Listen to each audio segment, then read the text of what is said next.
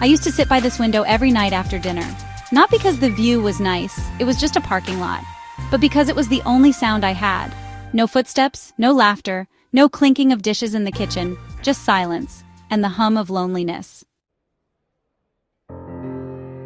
I never imagined that one day, thousands of miles away, I'd be sitting at a crowded table, surrounded by people who weren't my relatives, but who felt more like family than I ever thought possible. My name is Carol. I turned 61 the year my world got quiet. The kids were grown, the job was over, and the marriage, well, let's just say it didn't survive the silence either. I had a house, a pension, a decent car, but every night I'd heat up dinner for one and feel like a ghost in my own life. One night I Googled, where can I feel alive again? One of the first results said, the Philippines, the land of smiles. I laughed, but something about that phrase, it lingered.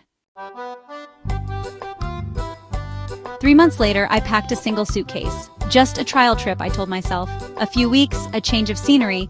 But what I found changed everything.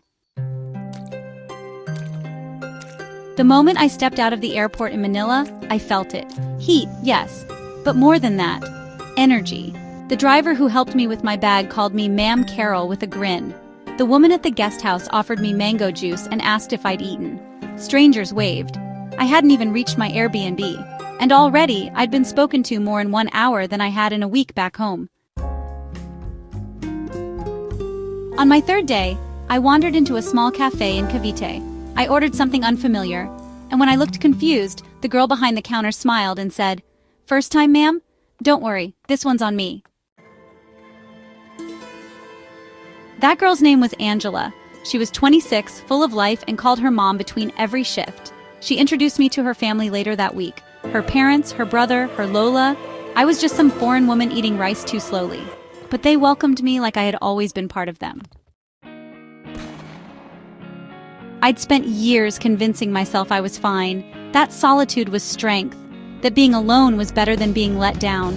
But here I was, helping Angela's mom cook pancit in a steamy kitchen, being teased by her Lola for not knowing how to use a mortar and pestle. We laughed until we cried. And suddenly, I wasn't the woman who moved to the Philippines. I was just Carol, Auntie Carol, Tita Carol. You don't always notice how lonely you are until someone invites you in. Back home, I had everything but connection. Here, I had none of the things I was used to. No dishwasher, no air conditioning, no Target down the street. And yet, I had something I never really had before. Belonging. They didn't care what job I had. They didn't care about my age. They only cared if I was hungry, or if I made it home safely. One evening during a power outage, we all sat outside in the dark. Angela's dad was telling stories by candlelight.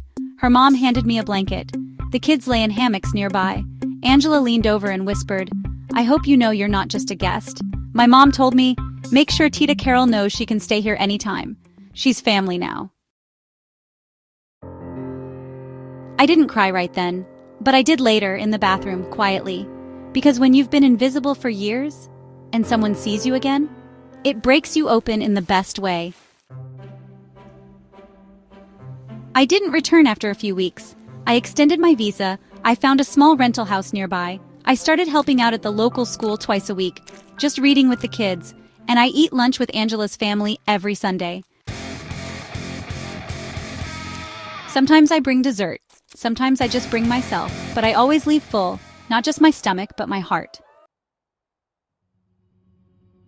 People see each other, people check in on each other. It's not perfect, but it's real.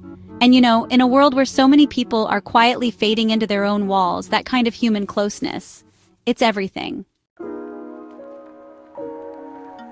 I left America thinking I just needed a change of scene. What I found was something deeper, a new rhythm, a new family, a new version of myself I didn't even know was possible.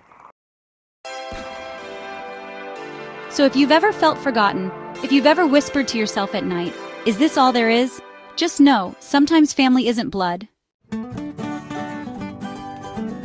Sometimes family is a girl who gives you free coffee and says, "You look like you need a smile today." I was lonely in America, but in the Philippines, I was found.